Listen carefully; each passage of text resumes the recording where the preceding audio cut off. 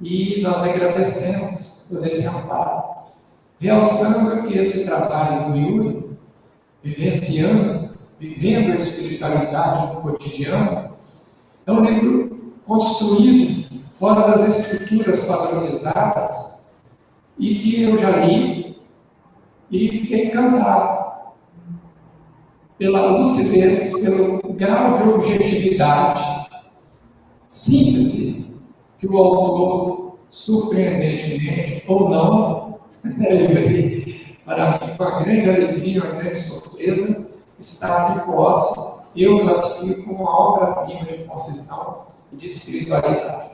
Isso nós queremos compartilhar com todos vocês agora, quando ele nos falar sobre esse tema tão apaixonante, que ele aborda muitos temas que ele aborda nesse livro, que é a base do conteúdo da palestra de hoje. Então, nós temos tantos a agradecer ao Luiz Freire, pai do Yuri, que está conosco também, Vitória Lai, e o Yuri, né, querido amigo, muito obrigado por ter aceitado o nosso convite. Com você, querido amigo, a palavra. Bom dia. Bom dia a todos. Vocês estão ouvindo bem? Sim. Agradeço o convite da Sociedade de está podendo aparecer no trabalho. Bom dia a todos os ouvintes, internados. O tema é vivendo a espiritualidade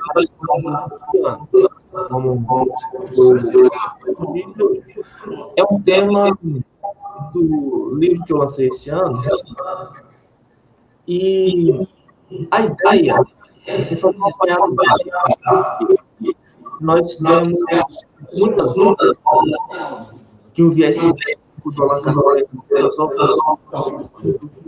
mas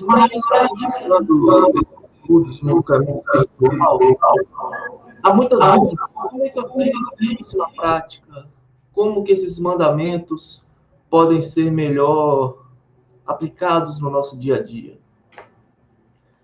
Então, essa ideia do livro surgiu como uma forma de ser um guia, um material auxiliar nessa nossa caminhada evolutiva. Explicado o tema da palestra, nós vamos começar de fato falando da hierarquia dos mundos e dos níveis evolutivos. Assim como nós, espíritos, os planetas também passam por processos de evolução. Conforme Kardec classifica no Livro dos Espíritos, os mundos se classificam em mundos de provas e expiações, mundos primitivos, mundos de provas e expiações, mundos de regeneração, mundos ditosos e mundos divinos. Os primeiros mundos, os mundos primitivos, é onde a vivência é quase totalmente instintiva, onde ali podemos dizer que o mal predomina. Já nos mundos de provas e expiações, de onde a Terra faz parte nesse momento, são mundos onde o mal predomina ainda, mas que já há um grande avanço intelectual. Porém, esse avanço intelectual, ele é desacompanhado do avanço moral. Para melhor ilustrar como funciona esse equilíbrio, imaginemos um pássaro que possui duas asas, a asa da moral e a asa do intelecto. Só que essa asa do intelecto, ela está muito mais desenvolvida. Então esse pássaro, ele não consegue alçar voos mais altos. E quando nós chegarmos no mundo de regeneração, esse desenvolvimento moral, ele tende a parear com o desenvolvimento intelectual. E assim nós poderemos alçar voos mais altos. Nos mundos de regeneração, é onde o bem, ele sobrepuja o mal. Mas o mal ainda existe, embora não numa escala tão frequente como em um mundo de provas e expiações. Nos mundos ditosos é onde o bem predomina. E nos mundos divinos é onde só existe o bem. Para nós conseguirmos enxergar melhor como acontece essa evolução, tanto dos planetas quanto dos espíritos, nós podemos comparar as cores do arco-íris, as 7 cores, onde, começando do vermelho ao violeta, nós vamos fazendo um degradê do vermelho, que vai ficando laranja, que vai ficando amarelo. Ou seja, não é uma evolução em saltos, é uma evolução que pode ser constante ou que pode ficar estacionada por vários períodos, dependendo das escolhas efetuadas pelos espíritos. Então, feito esse primeiro parâmetro sobre o cenário que nós estamos encaixados, agora nós vamos aqui nessa dimensão que nós estamos encarnados. Bom, comecei a estudar. Preciso frequentar algum local? Isso varia de cada um. Aqui no Brasil, vamos nos restringir ao solo brasileiro, nós temos as igrejas católicas, as igrejas protestantes, centros de umbanda, centros espíritas, onde nós estamos hoje. Nós temos vários locais onde é possível fazer a prática do bem. E, por exemplo, nós podemos citar alguém que é de família católica, mas que se encontrou no espiritismo. Essa pessoa pode continuar frequentando ambos, pois ali, se ela conseguir praticar o bem nesses dois locais, não há nenhuma incoerência nessa dupla frequência. Porém, algumas pessoas, elas possuem um âmbito, um ímpeto de questionamento, elas possuem um perfil mais científico. Então, são pessoas que primeiro precisam ser convencidas no campo mental. Elas querem provas de que a reencarnação existe, de que existe outra dimensão, do que nosso corpo é feito. Então, essas pessoas, para elas, primeiramente, é preciso satisfazer essa vontade, essa sede de conhecimento científico, para depois esse conhecimento ir sendo absorvido pela parte emocional, pelo coração, como diríamos.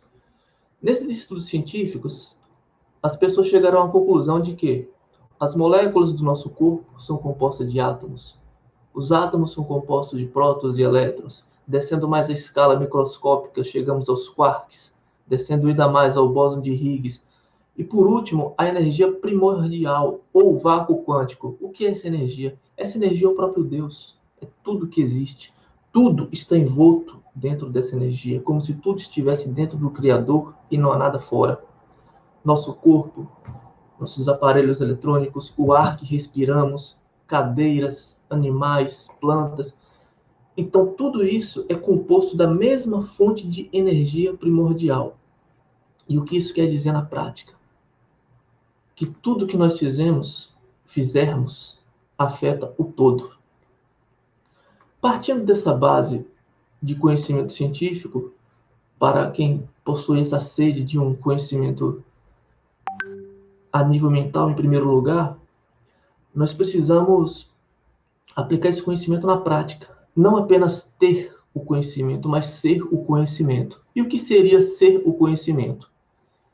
É nós sermos o exemplo vivo da nossa própria fé, onde a distância entre o que nós sentimos, pensamos, falamos e fazemos seja a mínima possível, onde nós mantenhamos a coerência e sirvamos de exemplo da nossa própria fé para quem está à nossa volta. Isso é ser o conhecimento. Nós podemos citar o caso do gato de energia, por exemplo. Várias são as justificativas para quem faz isso. Conta de luz de Sacara, que está desempregado e várias outras. Porém, não é só um simples furto de energia. Essa pessoa que deixa de pagar energia, ela vai estar repassando uma conta de energia mais cara para as outras pessoas, para os outros consumidores que também usufruem daquela energia. E quais são as consequências, além desse valor mais alto? Imaginemos que essa pessoa que faz isso tem um filho pequeno, e essa criança cresce observando essa conduta. Esse é o exemplo que essa pessoa está passando. Ela também será responsável pelas atitudes da outra pessoa que seguiu aquele exemplo dela, daquela pessoa que é responsável por ela. É por isso que é tão importante nós refletirmos sobre o alcance das nossas atitudes, para com quem está à nossa volta e principalmente para aqueles filhos, sobrinhos, parentes, a quem nós tenhamos responsabilidade e uma convivência mais próxima. Um outro exemplo, a fila dupla. Muitos de nós costumam ver uma cena da saída das escolas, onde os pais vão buscar seus filhos e estacionam em fila dupla, esperando a criança sair para entrar no carro.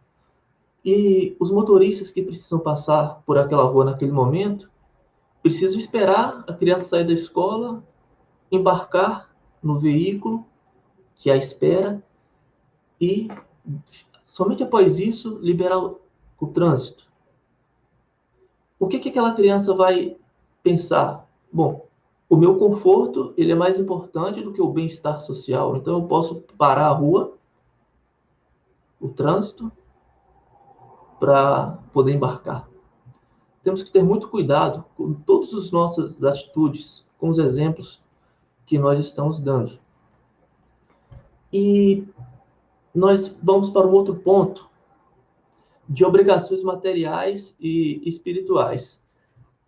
Nessas obrigações, nós temos um exemplo muito interessante em que o discípulo ele chega para o mestre e fala: Mestre, eu não quero mais fazer essas obrigações materiais, dão muito trabalho, são cansativas.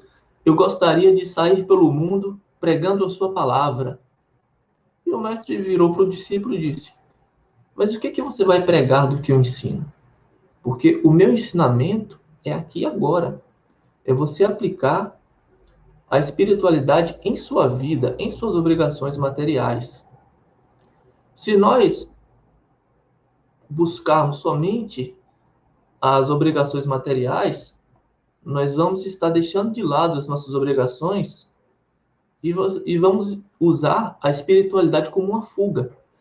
Então, é importante que nós mantenhamos esse equilíbrio, o caminho do meio, buscando sempre fazer as nossas obrigações materiais de acordo com os princípios espirituais que nós estudamos, que nós aprendemos no dia a dia. E nós precisamos lembrar das principais motivações de estarmos encarnados nessa era. Quais são? Amar e servir. Desenvolver o amor a cada dia e servir ao próximo. Essa é a nossa caminhada em direção ao Criador. Contabilidade cósmica. Esse é um tema muito interessante. Quem é formado em contabilidade vai conseguir vislumbrar um pouco mais facilmente essa analogia. Imaginemos o seguinte: partindo da lei de causa e efeito, que já é conhecida de todos nós dos estudos espíritas, nós temos uma contabilidade cósmica, onde entrou, debita, ou seja, o que nós recebemos, algumas atitudes incorretas que nós temos, e saiu, credita, são o que nós doamos de nós mesmos, e atitudes corretas para com o próximo. Essa contabilidade, ela é feita em tempo real. E às vezes nós costumamos olhar para o lado e vermos pessoas com algumas atitudes equivocadas e pensarmos: mas esse cara está fazendo isso? Por que ele está prosperando? Por que está dando certo? Só que nós estamos partindo de uma perspectiva dessa vida. Esquecemos que lá atrás já fomos Pedro, Paulo, Maria, João, Teresa, Marta, Paulo, Antônio, Maria, encarnação atual. E que essa contabilidade cósmica, ela não se restringe a essa vida. Ela é ampla. Ela é em tempo real, feita pelo Criador, de todas as vidas que nós tivemos, de vários milênios atrás até o momento. Nós temos alguns casos que exemplificam esse tipo de atitude. Por exemplo, o caso do caixa do supermercado. Nós sabemos que as notas de 5 e 10 reais elas são bem parecidas. Então, o caixa, por equívoco, em vez de dar o troco de 5 reais, dá de 10. A pessoa pega aquele troco e pensa: opa, me dei bem. A contabilidade cósmica ali, ó, debita aí. Então, um exemplozinho simples para nós vermos como é que funciona. Porque aquele equívoco que aparentemente só R$ 5, ele vai ter um efeito muito maior do que apenas o financeiro. Ele vai ter o efeito da relação do caixa com o seu chefe, que vai ficar estremecida por estar dando aquela diferença. Vai poder haver desconfiança. O caixa ficará com raiva por causa daquilo. Esse sentimento irá para aquela pessoa que causou esse prejuízo financeiro. Então, há todo um efeito que nós desconhecemos por causa de uma simples causa. Então, essa é a importância da vigilância constante das nossas condutas e da oração para nos mantermos numa frequência alta para evitarmos esse tipo de deslize, esses tipos de condutas que podem parecer muito simples, podem parecer bobas, mas que vão pesar contra nós nessa contabilidade cósmica universal. Um outro caso que nós temos é o caso do médium Divaldo Franco, que é conhecido de todos nós. Acredito que muitos já tenham visto o seu filme, que foi aos cinemas em 2019, salvo engano. O Divaldo Franco, ele conta que ele tinha um obsessor de mais ou menos 400 anos atrás, quando ambos faziam parte da igreja. E por razões não explicadas, à época daquela encarnação do Divaldo Franco, Divaldo levou aquele atual obsessor ao suicídio. E esse obsessor, cristalizado no ódio, passou a perseguir o Divaldo Franco, a ponto de quase o Divaldo Franco se suicidar, se não fosse a proteção espiritual na hora H. E o Divaldo, ele nessa encarnação, ele estava comprometido com o bem desde a sua juventude, comprometido com a reforma íntima, e veio como médium, como forma de reparar seus erros do passado e de praticar o amor. E por mais bem que o Divaldo Franco fizesse, aquele obsessor continuava ali, insistindo em tentar prejudicá-lo, em tentar levá-lo ao suicídio, como também tinha sido levado no passado. E a mentora do Divaldo Franco, Joana de Anjos, disse a ele que, no momento certo, haveria o ajuste de contas, o acerto. O Divaldo, ele possuía um projeto chamado, um orfanato, na verdade, que hoje é um projeto grande na cidade de Salvador, chamado Casa do Caminho, onde há educação para as crianças, alimentação, trabalhos, oficinas. É um projeto social muito bom, que recebe muitas doações, muito bem gerido, mas que na época, devido à falta de recursos, restringia-se a doação de alimentos e adoção de crianças. Todo trabalho voluntário. Em uma dessas noites, uma criança, uma bebezinha, foi deixada à noite na porta do orfanato do Divaldo. E o Divaldo pegou aquela criança ali, já sentindo que havia algo diferente. E os companheiros do Divaldo falaram: Divaldo, não cabe mais nenhuma criança aqui, nós não temos condição de receber mais ninguém. Divaldo: não, essa criança eu preciso receber. Cuidou dessa criança, acolheu com todo carinho, com todo amor. E o obsessor encontrou com o Divaldo dentro do orfanato e conversou com ele. Divaldo, você sabe quem é essa criança? Essa criança foi minha mãe, na encarnação passada. Esse fato fez com que o obsessor enxergasse que o Divaldo não era mais aquela pessoa do passado que o havia levado ao suicídio, que o bem havia se instalado em seu coração e que agora estava cuidando daquela que fora sua mãe como se fosse a sua própria filha. E a partir disso, o obsessor pôde perdoar o Divaldo. Você vê, após tantos anos de trabalho no bem. Tem um outro caso muito interessante, é um caso de um empresário americano que estava em viagem para Israel. Na hora do almoço, esse empresário foi a uma pizzaria e estava muito incomodado, olhando o relógio para pagar a conta, né? A fila estava muito grande e o senhor israelense, percebendo aquela inquietação do estrangeiro, se ofereceu ao senhor: por favor, venha para o meu lugar aqui da fila. O americano agradeceu, pagou sua conta e saiu da lanchonete.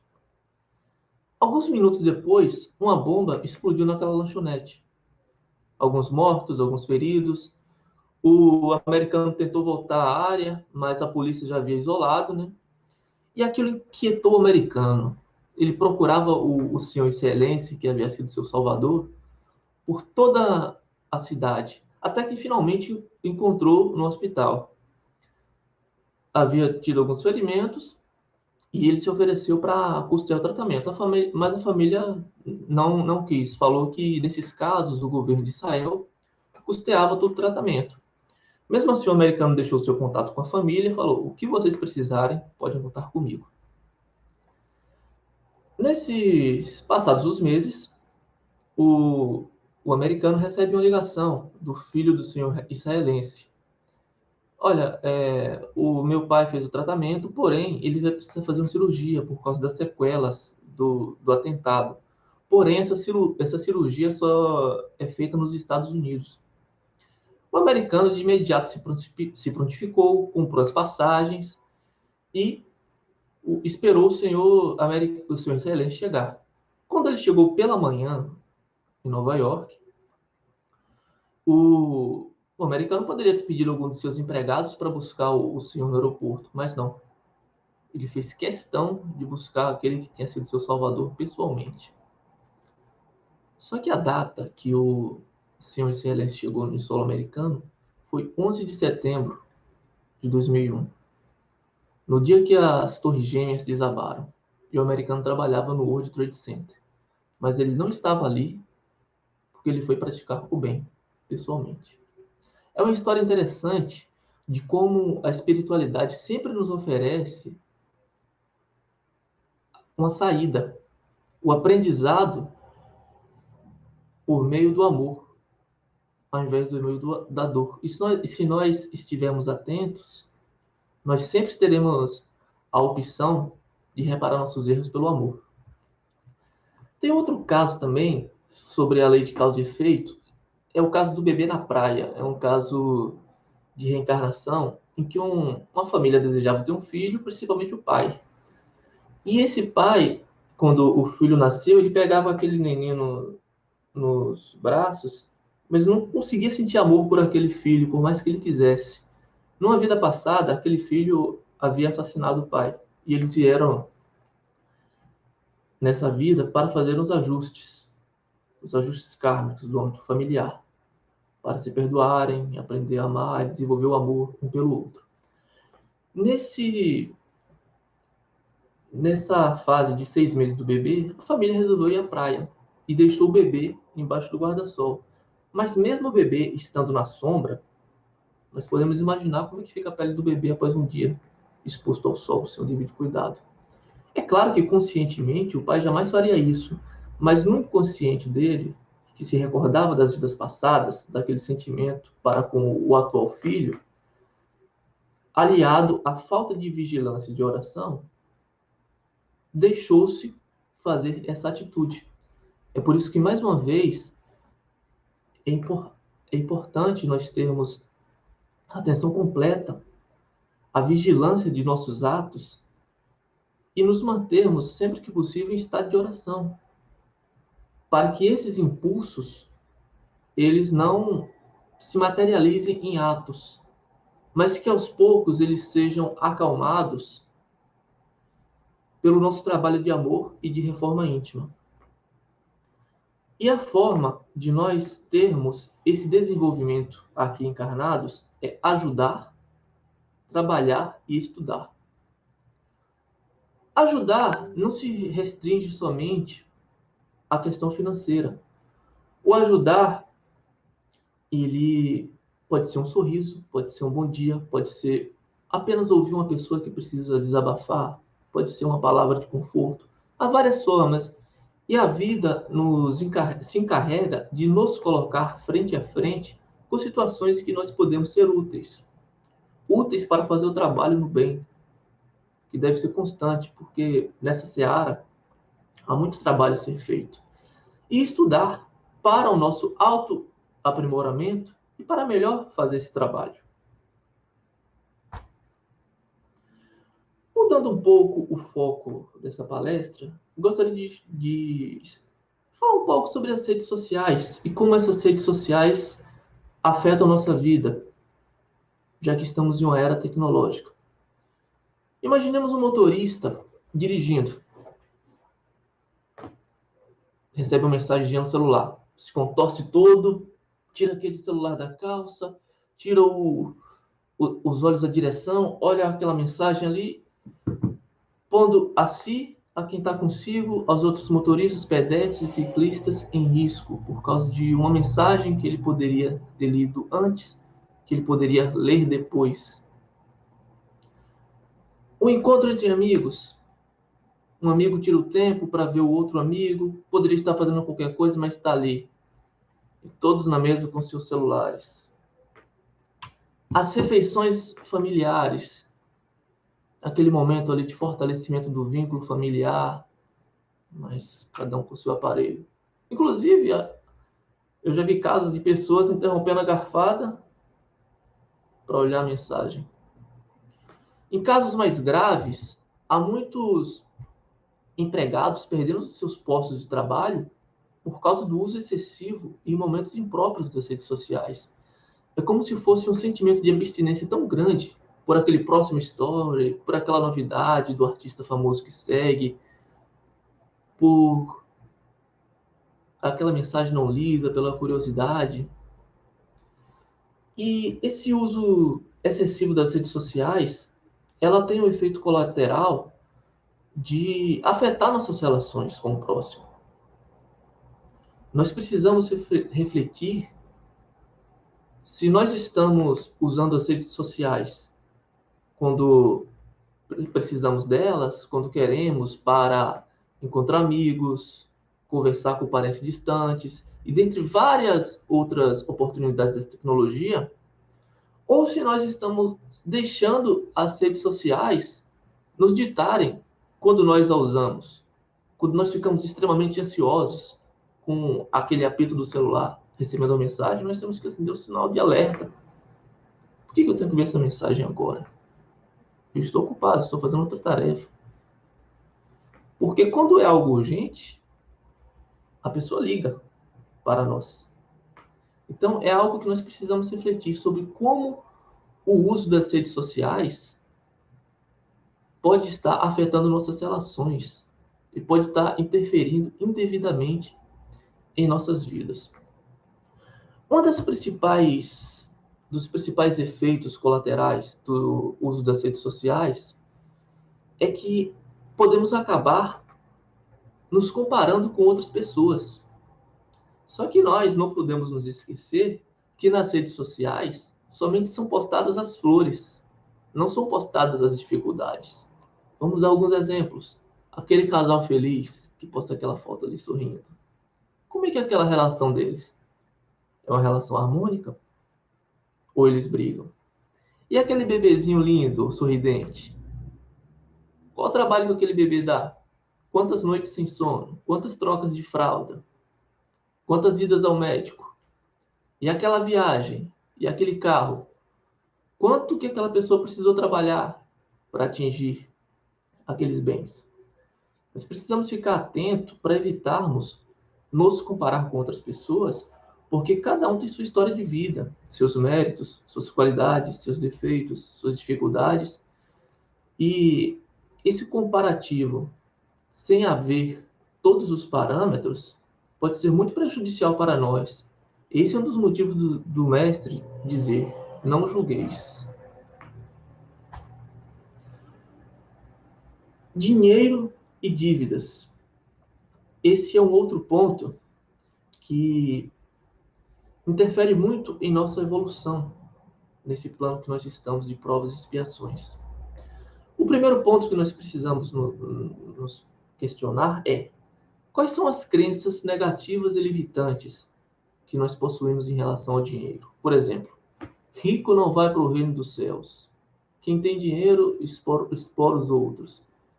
Para um ter, o outro não pode ter. E várias outras crenças que nós temos, que o dinheiro é mau e outras coisas. Esse tipo de crença em nosso inconsciente impede que a prosperidade se manifeste em nossas vidas.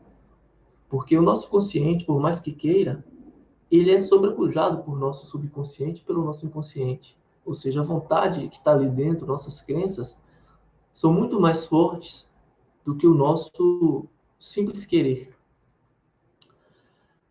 A principal dificuldade que muitas pessoas possuem é de viver dentro do orçamento.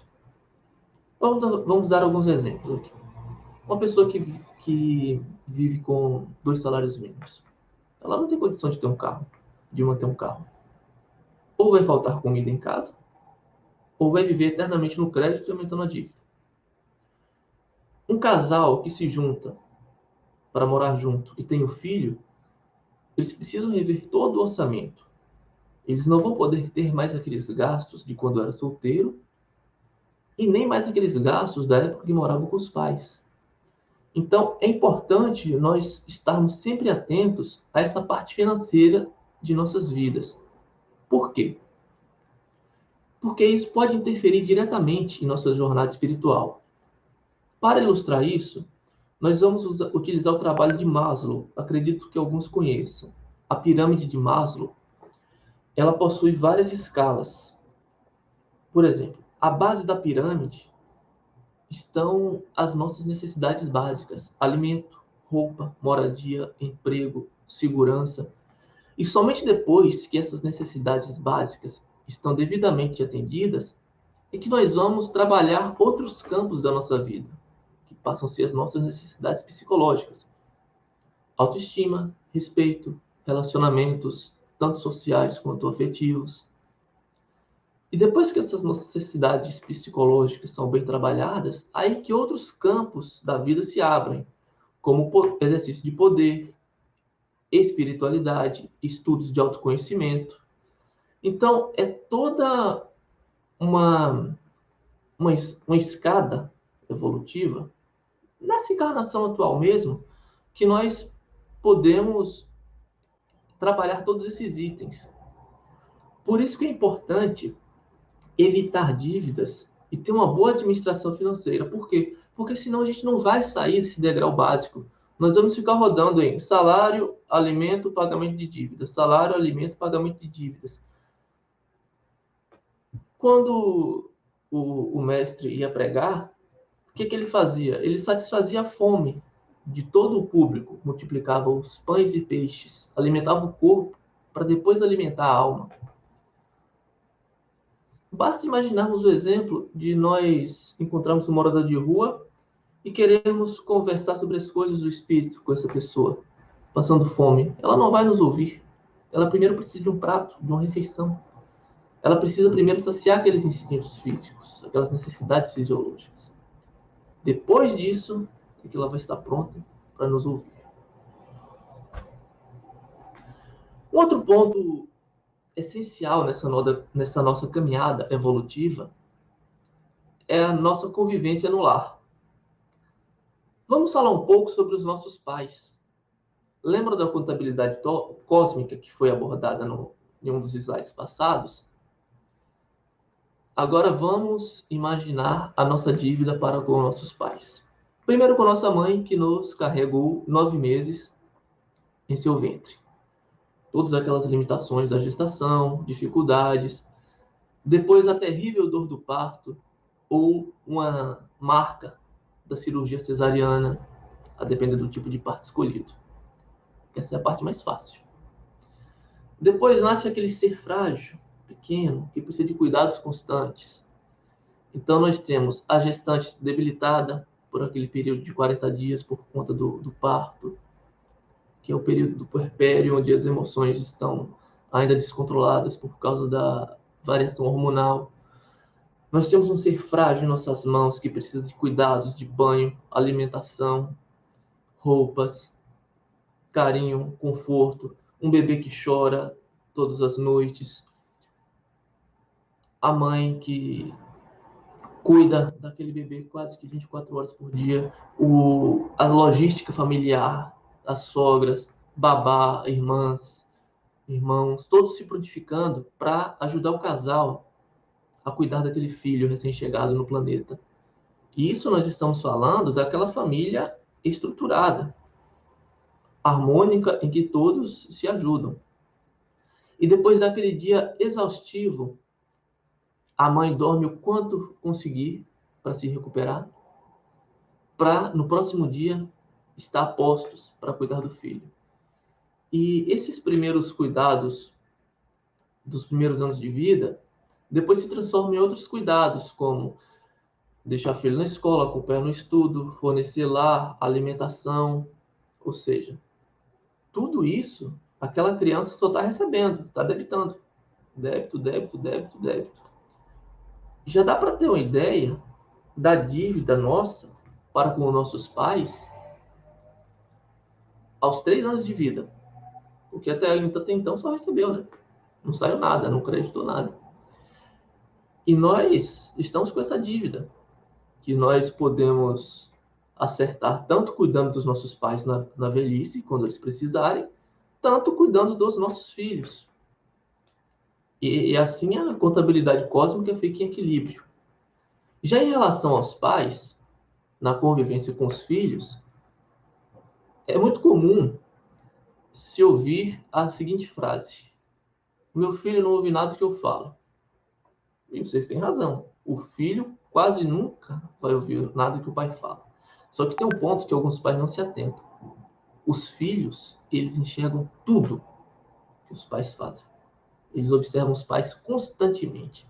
Então ele vai ver como o pai trata a empregada, como o pai trata seus colegas de trabalho, como o pai trata a mãe, como o pai trata seus amigos, se o pai faz gato de TV a cabo, se o pai tem algum vício, por exemplo, álcool, se o pai e a mãe administram bem as finanças. Então, todas essas atitudes dos pais, elas são observadas 100% pelos filhos, porque essa é a referência que eles têm. É com base nesses exemplos paternos e maternos que eles vão ir moldando seu caráter com o tempo. É por isso que quando se é pai e mãe, a vigilância sobre as atitudes, ela deve ser redobrada. Muitos pais já devem ter ouvido: ah, mas o senhor fez isso. Não faço o que eu digo, mas não faço o que eu faço. E alguns respondem dessa forma. Nós não estamos mais nessa época cultural de um patriarcado dominante e incontestável. A lei do amor, ela precisa se consolidar em todas as relações. E a conquista da autoridade moral, ela não é mais pelo medo, pela força, pelo dinheiro. Ela é pelo amor, ela é pelo exemplo. Tanto que alguns pais apenas precisam olhar para os filhos, não falam nada, e eles já entendem onde erraram e o que precisa fazer para consertar esse ato equivocado que eles deram. E essa autoridade moral só vai ser conquistada pelo exemplo, não outra forma. Sobre a convivência familiar em geral, nós precisamos ter em mente que, como nós estamos no mundo de provas e expiações, o ambiente familiar é um ambiente de ajuste kármico, onde tanto inimigos do passado vêm para se acertarem de acordo com a lei do amor, tanto quanto outros vêm para ajudar, vêm para apoiar nesse ajuste. E é importante que haja uma colaboração e respeito mútuo de todos, porque nós já temos esse débito do passado para acertar. Então, para que esse planejamento reencarnatório seja bem sucedido, nesse ambiente familiar, que é onde as pessoas vão passar a maior parte do tempo, é preciso que haja respeito mútuo, uma rotina e regras acordadas, mas não uma rotina sufocante. Agora, uma rotina em que cada um saiba o seu papel no lar. Hora de tirar o lixo, hora de acordar, hora de dormir, acordo em relação aos de veículos, acordo em relação aos de visitas, não usar os itens e os objetos pessoais do outro sem autorização. Se por acaso danificar algum objeto, repor esse objeto. Ou seja, tratar o outro como gostaria de ser tratado. E essa convivência no lar, ela vai se refletir em como será a convivência dessa pessoa na sociedade. Como essa pessoa agirá em relação ao próximo. Uma prática muito proveitosa que pode ser praticada no ambiente familiar é o evangelho no lar. Por exemplo, reúne-se a família em uma mesa, uma vez por semana, cada um com seu copo d'água, faz uma oração, uma prece inicial. Essa prece é seguida da leitura de um livro edificante, como, por exemplo, o Evangelho segundo o Espiritismo, o Livro dos Espíritos. Basta um tópico, um capítulo.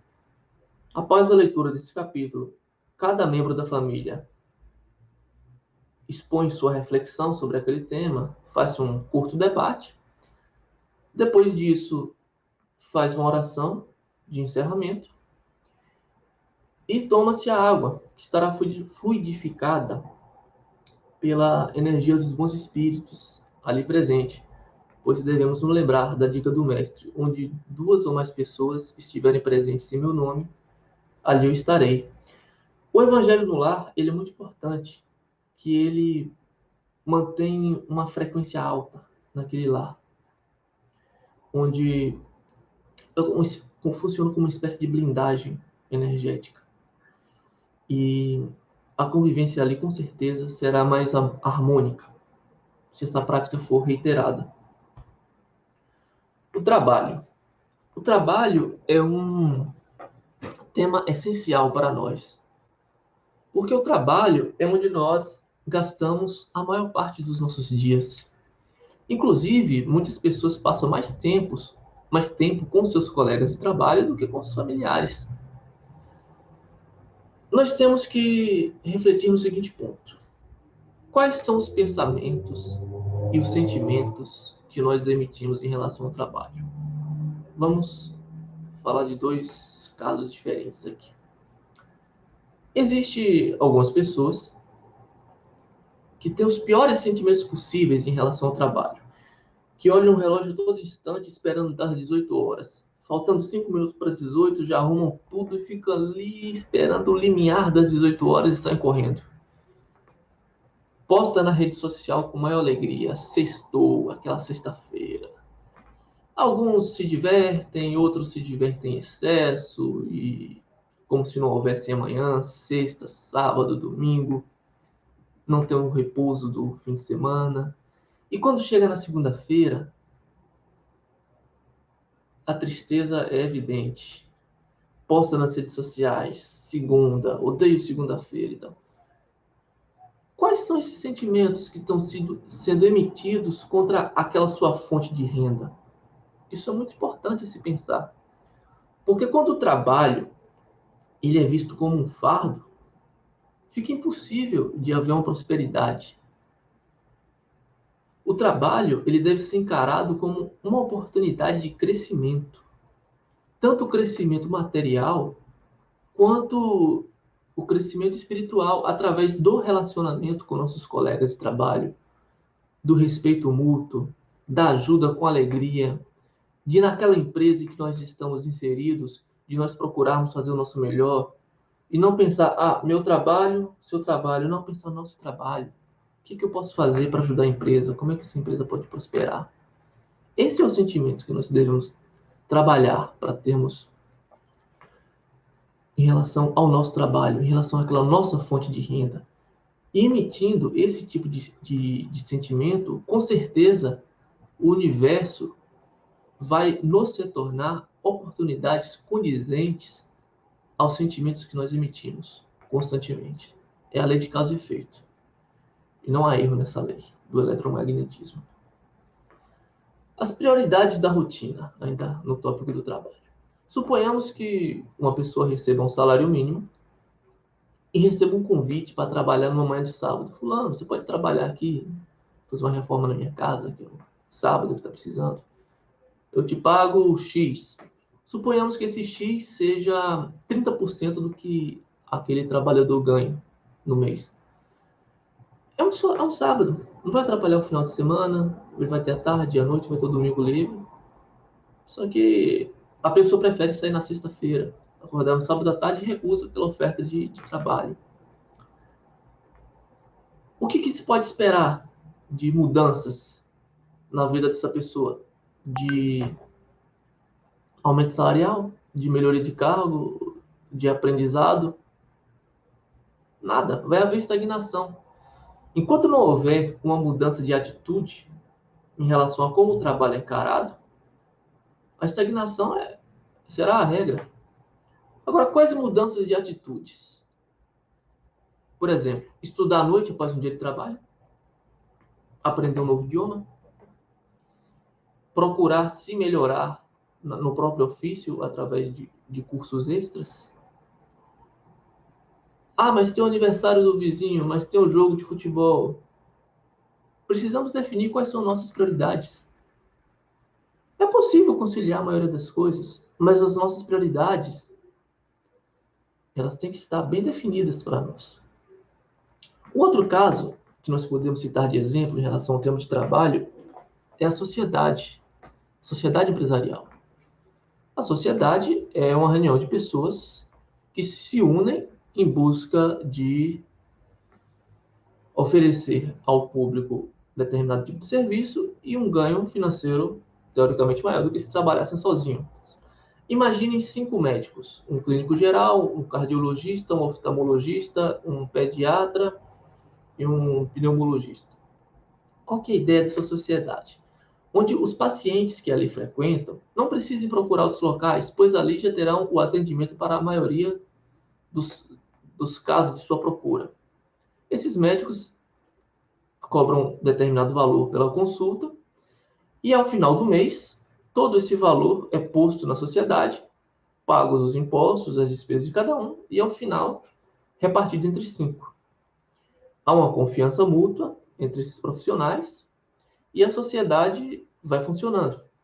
Porém, em determinado momento da trajetória, um desses médicos acha que está ganhando pouco e ele começa a atender alguns pacientes por fora da sociedade. É um ganho efêmero pouco, porém, isso vai atrair várias situações para esse médico. A quebra de confiança para com os outros, rompimento de relações, saída conturbada da sociedade. Então, cada atitude nossa precisa ser refletida. Vale a pena fazer isso? Devo fazer isso? Vou estar traindo confiança? Vou estar prejudicando o próximo? Precisamos sempre estar nos questionando sobre tipos de atitude. Em relação a esse profissional do exemplo que ganha pouco, ele poderia conversar com os outros e falar: pessoal, eu vou vender minhas cotas, estou saindo da sociedade, não estou satisfeito com o que eu ganho e vou iniciar um novo projeto em minha vida. Manter a parceria, manter a amizade, manter o respeito e não contrair débito. Porque débitos, nós já temos muitos débitos do passado para acertar. Não vale a pena contrair mais um. Hábitos e cuidados diários. Quando nós recebemos o nosso corpo físico, esse corpo demanda muitos cuidados. Atividades físicas regulares para manter nosso corpo em perfeito funcionamento. Uma alimentação saudável e sem excessos, evitando alimentos industrializados, refrigerantes, excessos de açúcar, excessos de gordura. Repouso suficiente para a restauração das energias, 6 a 8 horas, a depender da necessidade de sono de cada um. E, em alguns casos, medicação. Mas temos que ficar atentos para não usarmos medicações indiscriminadamente. Há pessoas que precisam de medicação para dormir. Inclusive pessoas jovens, na faixa dos seus 30 anos, que só dormem baseados em medicações. Essa prática ela é perigosa porque sem o medicamento essa pessoa não consegue mais dormir. E ao passar dos anos, as doses vão aumentando, os medicamentos vão aumentando e há outros efeitos no corpo. E é preciso ver qual que é a causa da falta de sono. Pode ser uma falta de meditação, pode ser algum outro problema físico, que haja uma forma de tratamento que seja resolvido com exercícios físicos, com alimentação. Então, nós precisamos estar atentos para só fazermos uso de medicação quando realmente for necessário. Porque nós possuímos um sistema imunológico robusto, que, se bem equilibrado, é capaz de neutralizar quase todas as ameaças ao nosso sistema de saúde. Além do nosso físico, nós também precisamos cuidar do nosso emocional, do nosso psicológico. Vamos imaginar um exemplo, uma pessoa que está ali reclamando. Ninguém gosta de estar perto, né, de uma pessoa que está sempre reclamando. E nós precisamos refletir se nós não somos essa pessoa que está sempre reclamando. Quando nós reclamamos, nós clamamos novamente por aquela situação. Então, estamos enviando esse sinal de frequência para o universo para clamar novamente aquela situação que nós reclamamos. Então, é importante nós termos essa mudança de postura mental de reclamação para gratidão. E nós desenvolvermos o bom ânimo. E sermos aquela pessoa agradável das outras estarem junto. Um outro ponto é sobre a importância da nossa palavra e do nosso compromisso.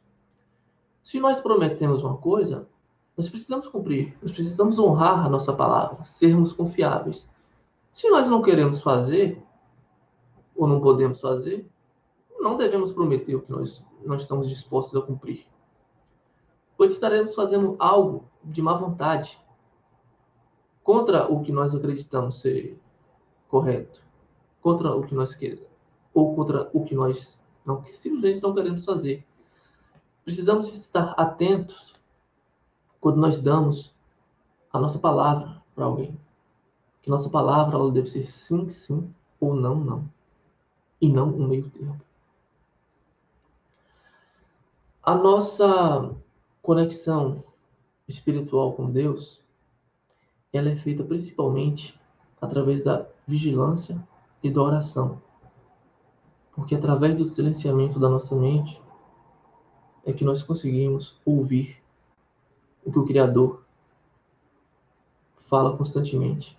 Lembra do livro dos Espíritos, onde as leis de Deus estão em nossa consciência? É através desse silenciamento mental e dessa conexão com Deus que nós conseguimos ter acesso, mesmo que intuitivo, a essas leis e sabermos como agir em determinadas situações. Essa conexão com Deus lembra um caso muito interessante da Bíblia, o caso do centurião romano. O centurião encontra Jesus e fala: mestre, o meu servo se encontra enfermo. E Jesus fala para ele: vamos lá em sua casa que eu vou curar o seu servo. E o centurião diz: não, mestre, eu não sou digno que o Senhor entre em meu teto, mas apenas uma palavra tua, o meu servo estará curado. Intuitivamente, aquele centurião sabia o funcionamento das leis divinas, como funcionava. Tanto que Jesus fala: eu nunca vi uma fé do tamanho da desse homem em todo Israel. E eu cheguei em casa, o servo do centurião estava devidamente curado.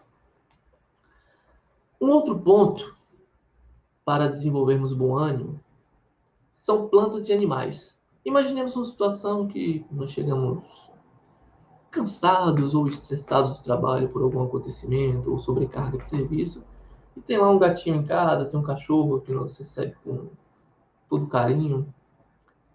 Nós podemos observar como o nosso estado de ânimo muda com a convivência mais próxima com os animais, ou como nossa vida ela melhora pelo simples fato de nós regarmos uma planta. Por quê? Lembra da contabilidade cósmica? Estamos nos acreditando. Um simples cuidar de plantas, um simples cuidar de um animal é crédito para nós em nossa contabilidade. Agora, o que nós precisamos ficar atento em relação ao trabalho do bem é que esse trabalho deve ser genuíno. Como, por exemplo, se nós ajudamos uma velhinha, uma senhora, a atravessar a rua, o nosso cérebro nos recompensa com endorfina. Nós vamos sentir bem-estar. Porém, se nós vamos para a faixa de pedestre com esse intuito de adquirir endorfina, sendo as senhoras que ali estão só um meio, não vai funcionar. porque tem que ser genuíno. E ainda sobre a vigilância e oração, nós temos muitos defeitos, cada um com suas causas que precisa trabalhar. E a vigilância e oração, elas fecham essas portas dos nossos defeitos, onde podemos receber más influências. Como, por exemplo, se nós temos o hábito de reclamar, nós vamos estar baixando nossa vibração e atraindo companhias condizentes com perpetuar esse estado de ingratidão, vamos colocar dessa forma. E nós vigiando e orando, nós vamos ver que nós percebemos imediatamente que nós estamos reclamando e vamos mudar aquele estado mental para gratidão. Vamos elevar nossa frequência e vamos afastar companhias indesejáveis. Vamos atrair companhias que vão nos ajudar a manter aquele estado de gratidão.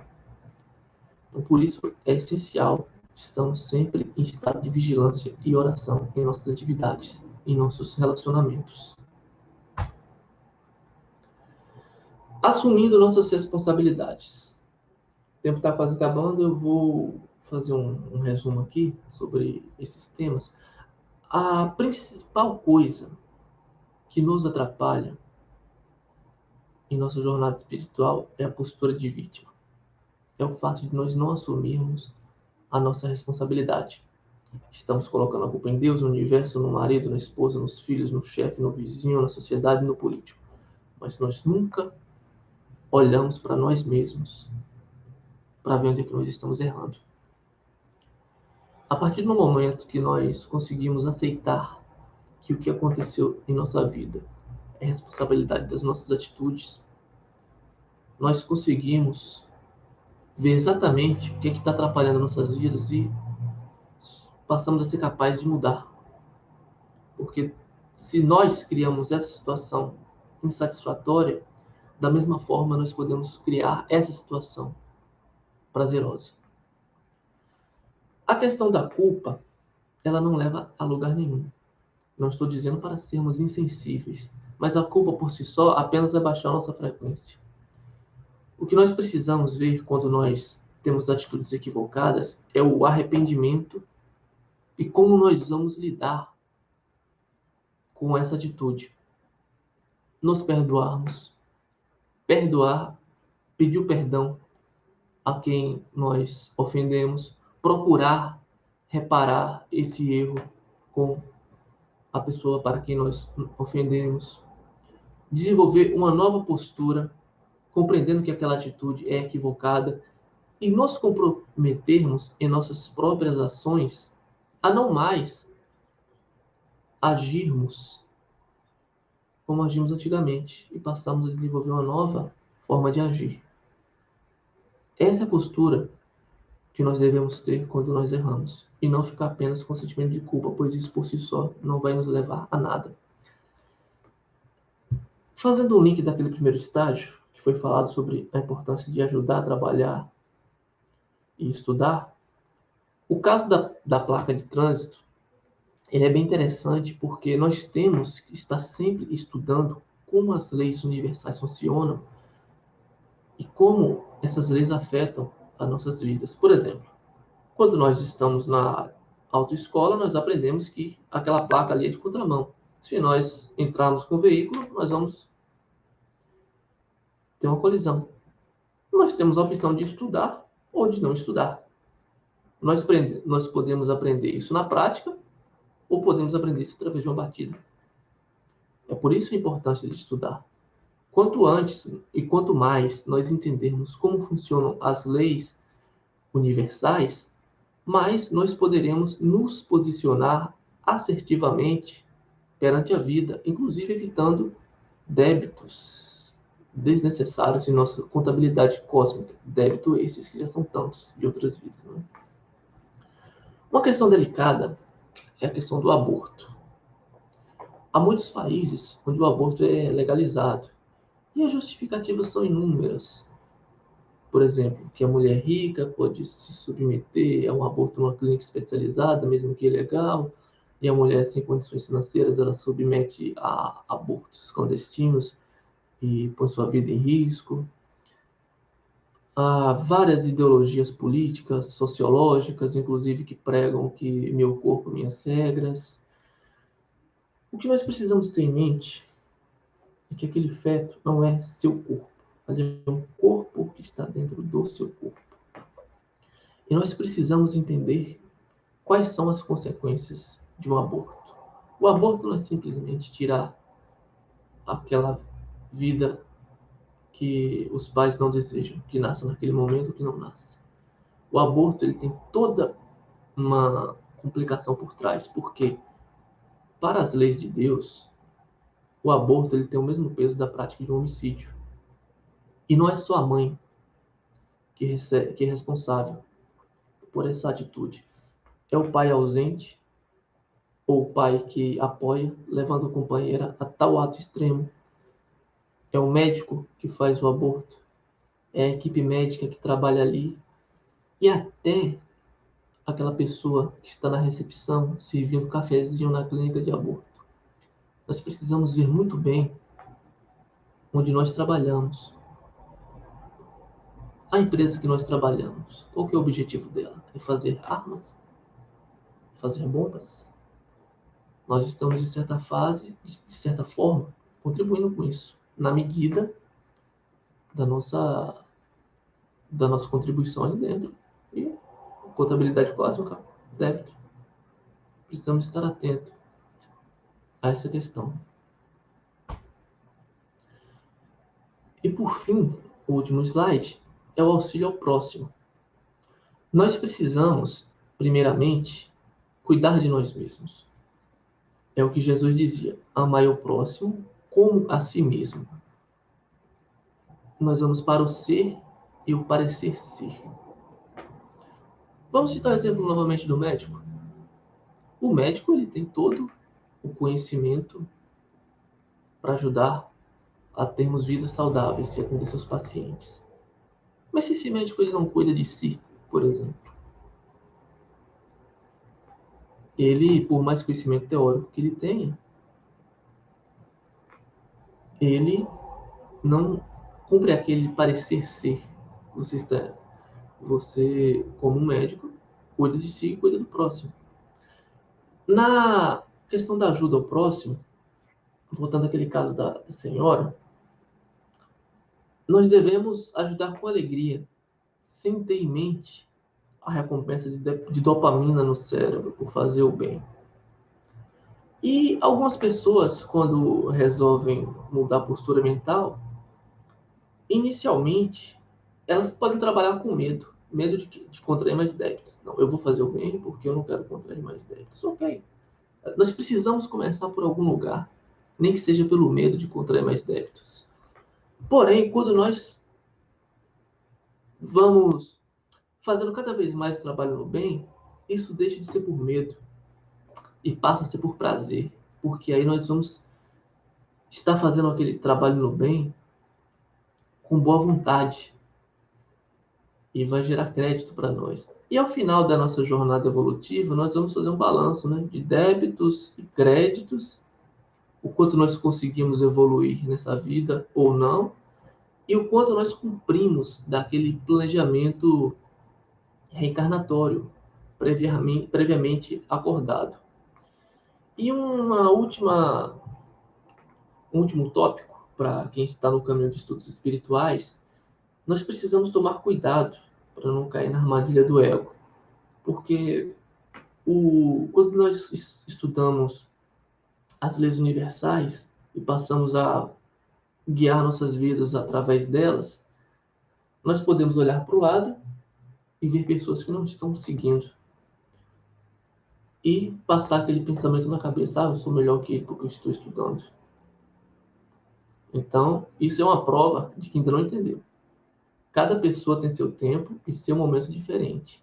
E o desenvolvimento intelectual não necessariamente quer dizer o desenvolvimento material, pois há pessoas que, dos dois extremos, tanto que estudam demasiadamente, mas ainda não desenvolveram a parte moral, e há pessoas mesmo sem instrução, mas que a parte moral já está super desenvolvida.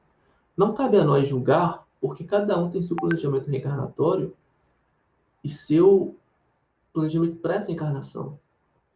Como dizia Jesus, não julgueis para não ser julgados com o peso do seu julgamento.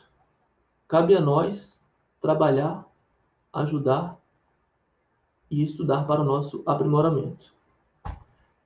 Muito obrigado.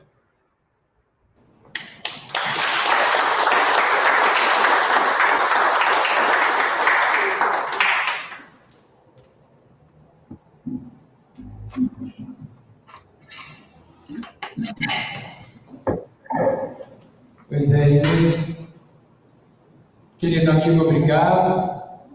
Eu já tive o privilégio de ler essa obra maravilhosa e recomendo a todos que aqui estão presentes, um pequeno grupo, e aos demais amigos da internet. Até nós vamos colocar na edição, quando na edição, se você assim autorizar, o link. Nossa, como é que faz para adquirir a sua obra? Alguns estão nos perguntando, Yuri. Eu vou passar para o Carlos aqui.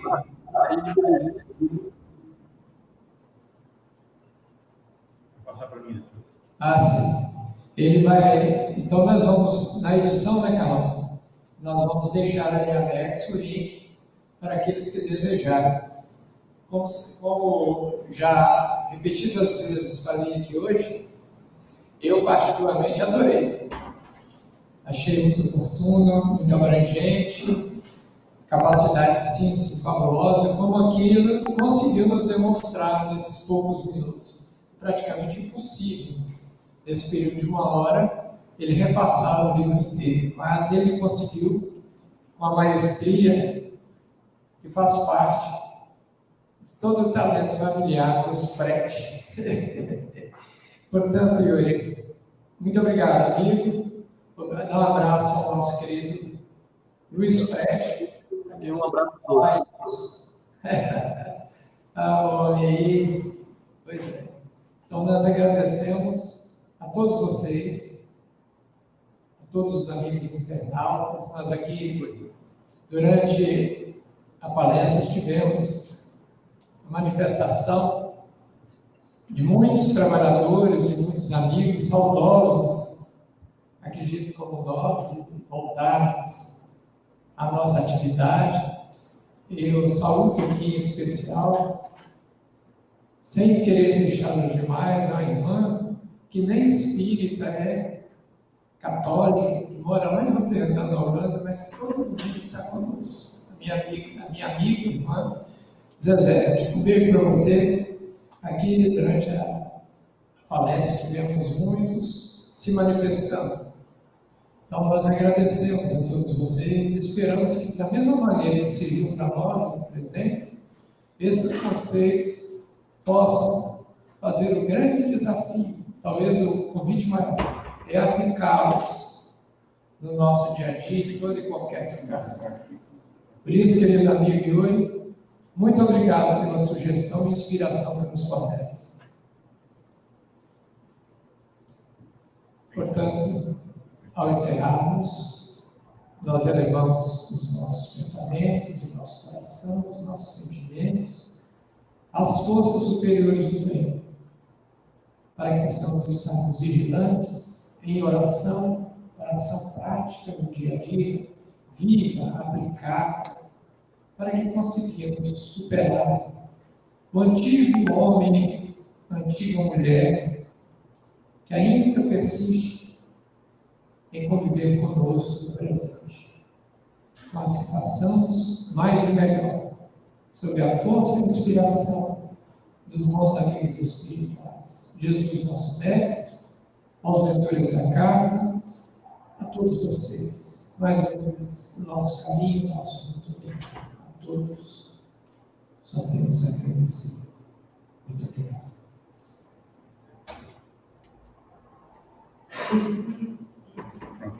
Pode falar. Pois é, Yuri, nós já encerramos a transmissão. Ele saiu também? Deve ter saído. Acho que sim. Não, saiu não. Salvador Yuri. Yuri, você está presente? Cortou a transmissão, né? Esse aí, muito bem. Vamos nós aí, então.